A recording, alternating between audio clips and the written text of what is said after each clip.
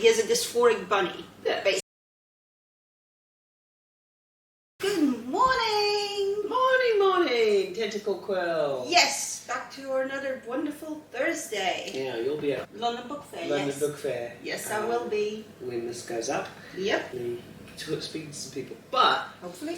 we thought it was a good opportunity to talk about your most recent book. A very, very cool book that you're working on a sequel to. Yes, indeed. We are working on the sequel, and that is Lockhart Mansion. Yeah, and it's funny because at LBF, 2 years ago, 1 year ago, whatever, you gave the pitch. Yes. And I remember the agent saying it was the best pitch they'd heard that day. So yes, what was it won Best Pitch of the Day on that one. It's been a while, hasn't it? It has been a while. I believe 3 girls in a haunted house. Will their friendship survive hauntings and auction snipers? And it is officially did not put Lolita or J Fashion in the pitch because a lot of people don't quite know what it is. Yeah, and some of them have bad connotations with it. Yeah, so many lessons. So obviously this is the 5th book you wrote. And this book, unlike all the books you wrote before this, started with an audience. Indeed. You're into I am into this weird fashion. This frilly stuff. And you, most of your friends are. A lot of them are, yes. Yeah. And so it was like, well, I know this community. I know this subject matter. Yes. I think I can write something that's for these people. That is kind of the point, because the Lolita community provided me with friendships when I just arrived in the country. So I went to meets, I met people there. I met my current best friend at a British-only meet where there were only 2 people that showed up, and except for the host, neither of us was British. But yeah, so... Sorry. No, it's the tea went into the harbour. The tea went... Anyway, so it kind of came from that place where I kind of wanted to contribute to the community, and writing's how I contribute to things. Yeah, and the other interesting thing for us as a business, sort of writing this stuff, this was also the first book we decided to launch on Kickstarter. Indeed, and the Kickstarter process was quite a learning journey. It was, and we got a lot of advice on that. This might be a slightly longer episode as we talk through things. Yes. So let's start at the beginning. Yes. You know you want to write for this community. What points you towards comedic horror and haunted house, and how do you come up with... Because for the first time you're starting from, I'm writing for this demographic. Yeah. How did that go? Well, it kind of... I wanted to play to my strengths, and I find that I love horror, I write pretty decent humor, so I kind of wanted to combine those two into something that wasn't too unapproachable for people, because some people might not like horror, they might not really be into comedy, but this kind of offers something to both groups. It offers something to people who just like slice of life, it offers something to people who like a bit of supernatural.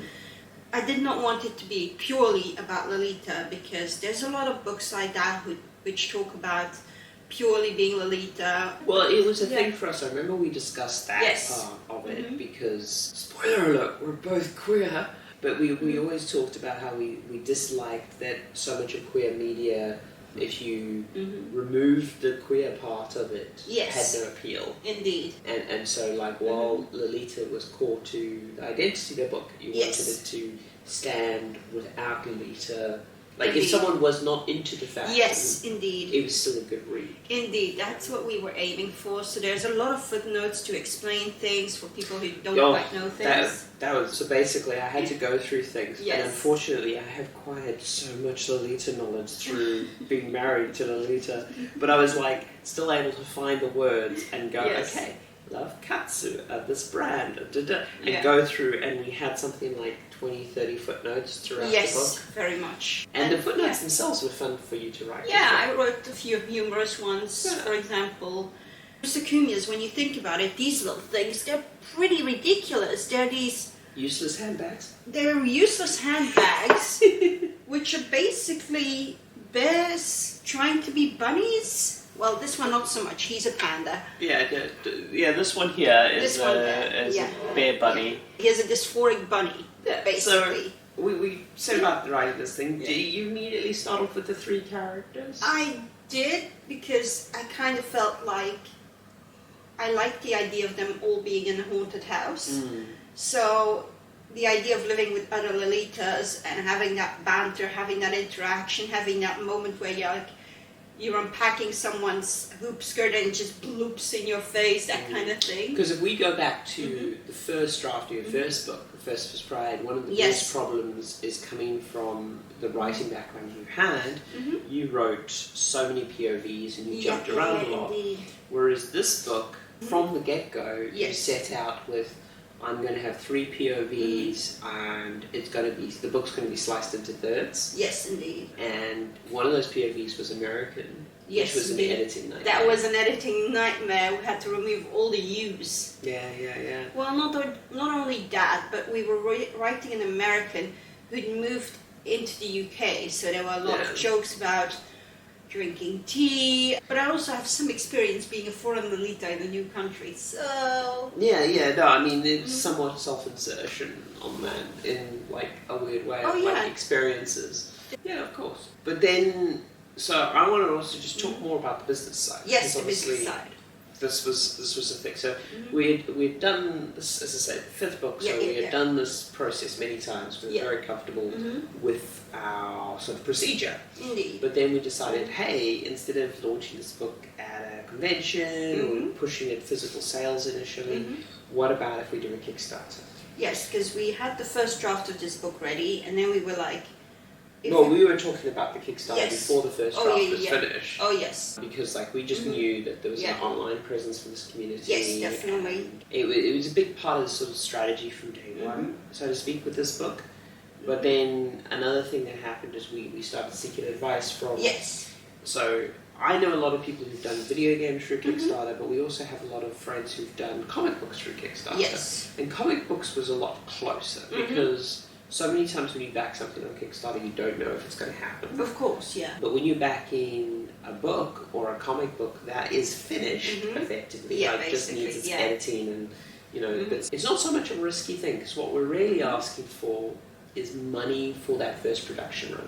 Indeed. Because prior to this, our 4 books prior to this, we took money out of our own pockets, out of our own company. To do the initial run and then recoup it. And famously, with First Pride, we made the mistake of just ordering way too many for your first book of the paperback. Indeed. And, you know, even when, like, a lot of our sales are digital and things like that. And the other thing, which probably one of the things that pushed us to Kickstarter the most, is you really wanted a launch party. Yes. You wanted a tea party. Yes. And because I'm part of the community, I know a lot of, like, what's going to... This is going to sound cynical as hell, but what is going to sell to Lolitas, what they appreciate. Yeah. And, well, the tea party requires a certain quality yes, bar. Indeed. I sat down and ran the numbers, and there's no way we could have written off the tea party as a marketing event. No. But the Kickstarter gave us a way of both having the tea party as a launch party and breaking even. Yes. We also, on the advice of other creators, only chose to do 1 month rather than 2 months. Yes, initially the advice from the older advice, and I think this is my fault, because from video games, they tend to have longer Kickstarters. You tend to do 2-month Kickstarters or whatever. But those also tend to have community managers, and they tend to have slow burns and demos and blah, blah, blah. Whereas when you're a small person, small company, just the 2 of us running a Kickstarter, and when your thing's mostly finished, you're actually much better off with a shorter Kickstarter. Because that's the other thing. So. Kickstarter has like categories, and you've got to follow the advice for your category. Yeah. Because it does change. Very much so.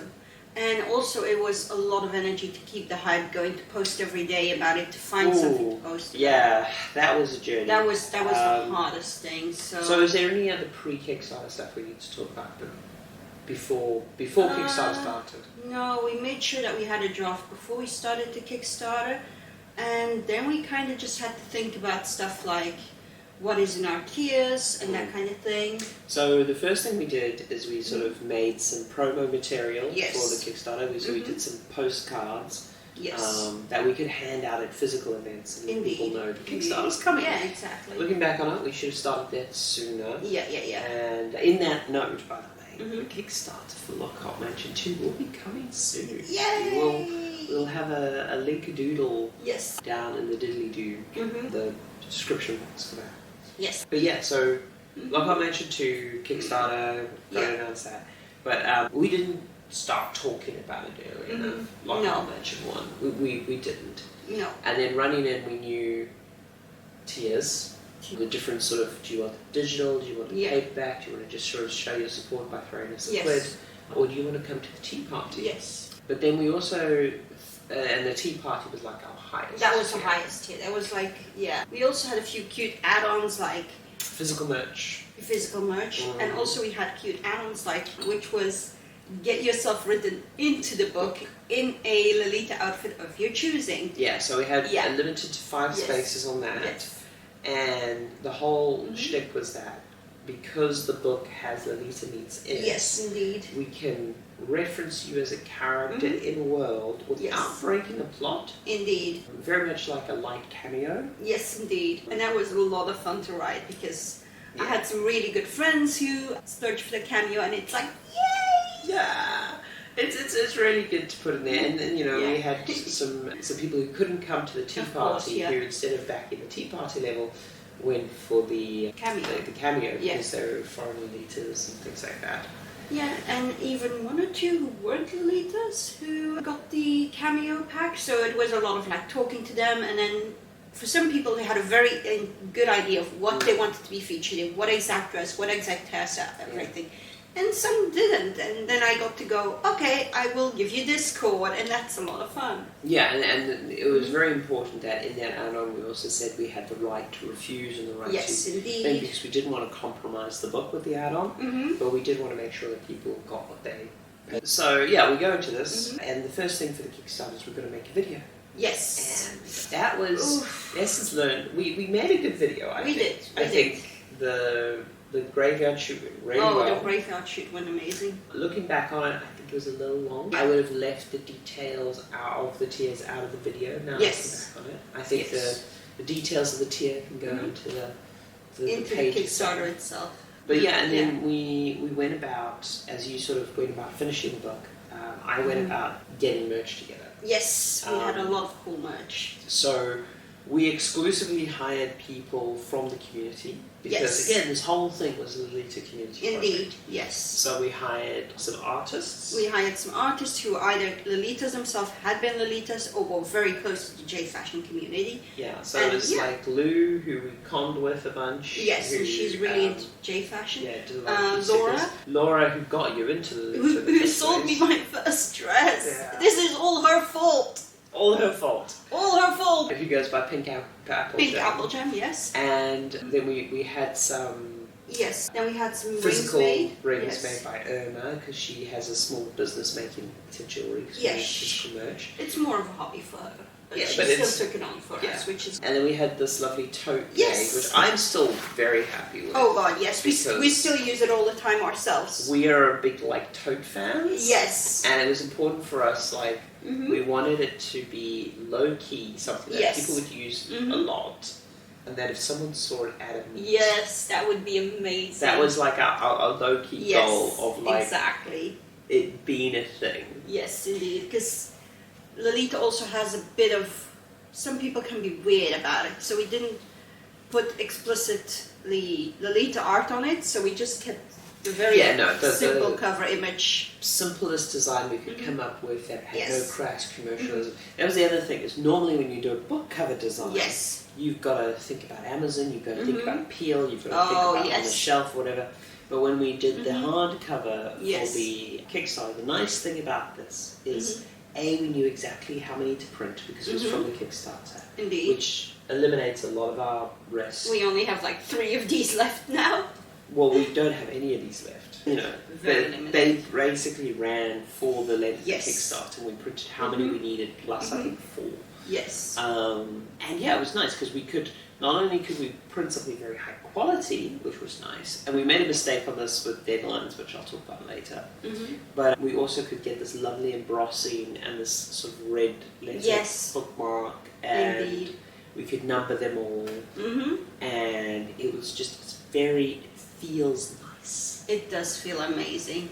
It's not too bonkers. It's a shelf stacker. Whereas the paperback, which I'm very happy with. Yeah, it's very cheerful. Yeah, but again, the paperback, so we designed this more to look like College notebook. a college notebook that had been decorated with stickers and such. Yes. Now, the issue here, though, is we actually had to avoid some problems on Amazon with not looking too much like a notebook. So this is meant to be sort of duct tape on the side, and then we've obviously got that because it's on a bookshelf, and then you need the blurb and the ISBN and all that stuff on the back.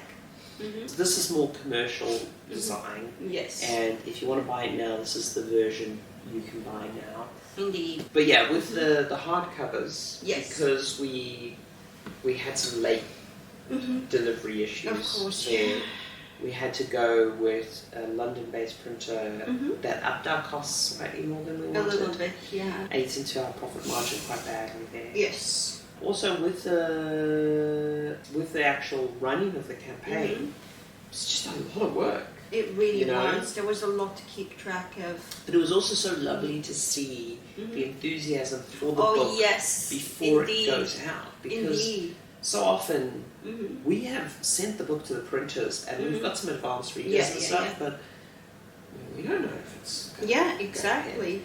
And so that's a really nice thing about Kickstarter as well, is it sort of tells you if the market is there for the book. Indeed. And also, a few people have been bugging me about the sequel, so I know there's going to be people posting about it.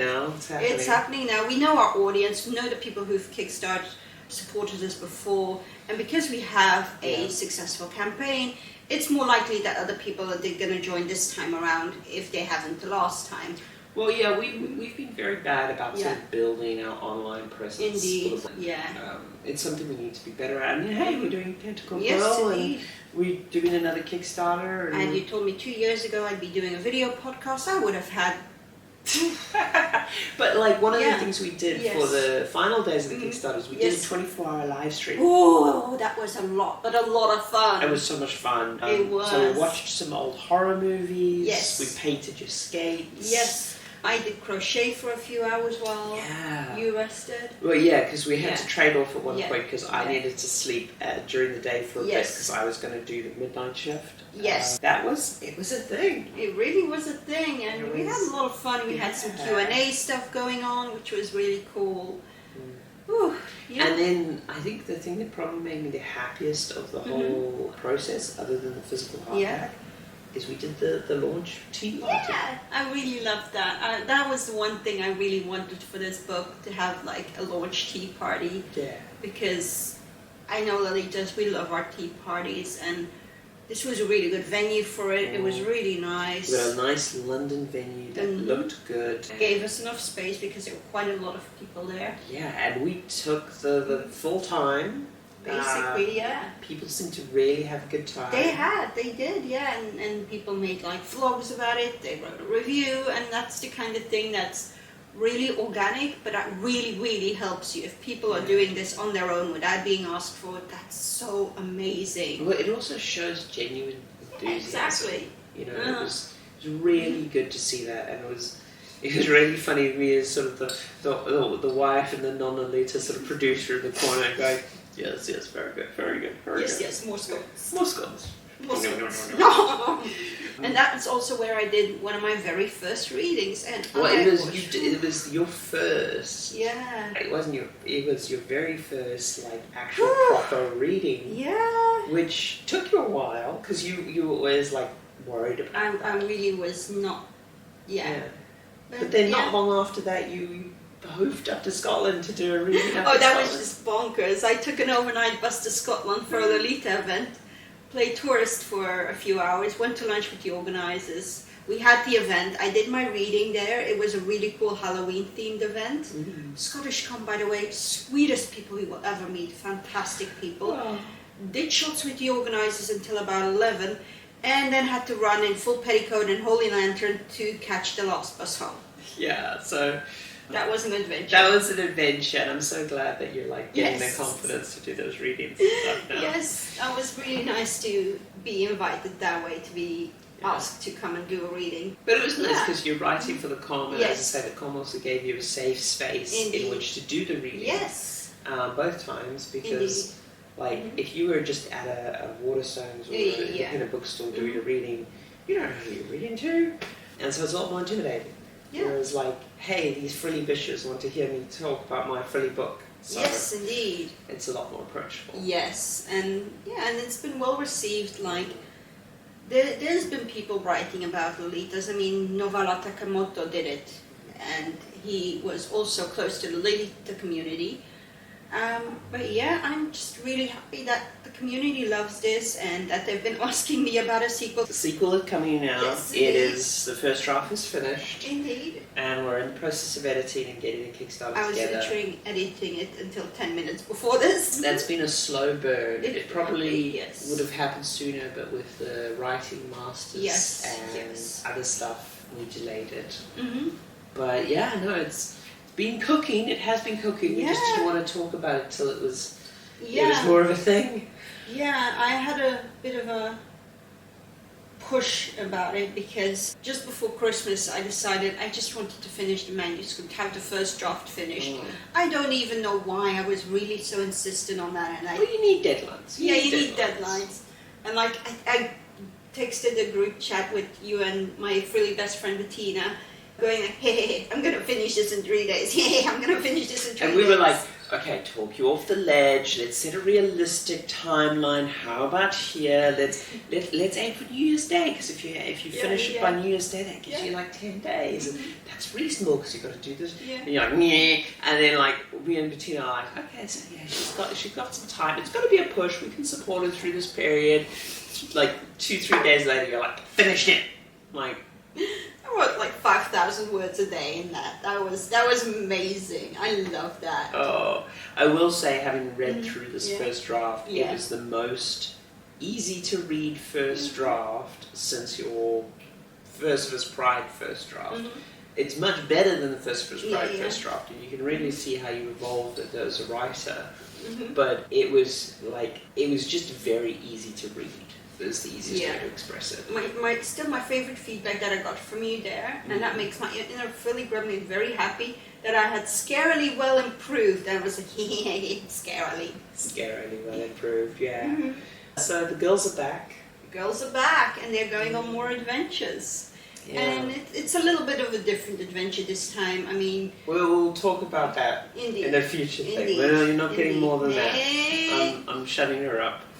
But yeah, we've got to get ready for this new Kickstarter now. Indeed, yes. Gotta get it up for that, get our stuff ready. Yeah. Because there is so much involved in the Kickstarter. There's like the goodies, there's like the organization, there's like not even talking about the amount of content you're putting out in that month-long period. And I mean, we're talking very modest Kickstarter. The Kickstarter, the first one, £2,107.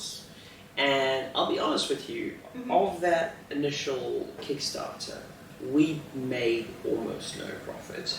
Because the expectation was that all of those funds go into launching the book. Indeed. And then the idea is that we get the profit after that from sales, follow on. Because, we both really wanted the tea party and the merch and the book to be of the highest quality. And that's probably a similar thing that we're going to do for the second Kickstarter, is that sort of every penny goes into making the launch of the Kickstarter, the initial product, the merch that we pack in, both digital and physical, as good as we can. And because this is the other thing about writing and creating for a community you love and are part of, you don't want to burn yourself. Indeed. You want to put out something that's good enough quality, that you don't come across as a grifter. And you don't want to be a Willy Wonka, No. It's like you don't want to be one of these people who comes in and exploits. Lolita, the Willy Wonka experience. The Lolita experience. It's just a few musakunyas, the one nailed to a white wall. Just like a stray bit of lace. Yes! We can do it in Scotland. Oh no, the AI generated art alone would be terrible. That's not it. That's not it. Stay away from that horror. Don't let the usakunyas hear that. That's a fresh kind of horror. That is a deep cut. So, as this is live, down there's just like the stub of the Kickstarter page that you can click follow on, and you'll be at London Book Fair. Yes, I will be. Because the business of books continues. Networking. But well, yeah, I'm also seeing some fellow authors. I'm speaking to some amazing people there. Yeah, our Society of Authors Yes. support. Shout out to you guys. You're Awesome people. And yeah, let's you know we're on the final stages of getting that all together. Indeed. And yeah, we can finally start saying, hey, Lockhart Mansion 2's real. Hang on to your bloomers. Yeah. Well, we haven't subtitled it, have we? We need to subtitle it. Okay. No, we've got to keep quiet here. We need a good subtitle. Yes. That's the tradition of horror. I mean, the true tradition of bad horror would be to make the second book have nothing to do with the first book. Oh no! But we're not going to do that. Just rewrite an entire draft, but with 3 different Lolitas. In space. Oh no! Okay, that's actually kind of... No, we're not doing that. We're not doing that. But anyway, with Kickstarter, remember that nothing's guaranteed. It could have failed as easily as it didn't.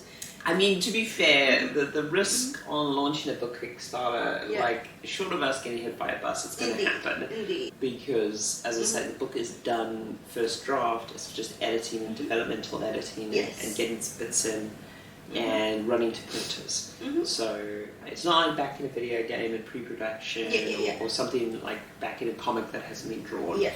This is a finished product that we're already just trying to get money together for launching. So buy my books so I can buy more of these motherfuckers. We'll keep you up to date Indeed. from now on the podcast and the Kickstarter launch and all that jazz. Yeah. Okay. So have a lovely Thursday. Lovely Thursday to you. Yay. Toodles. Toodles. Ugh. They need a third.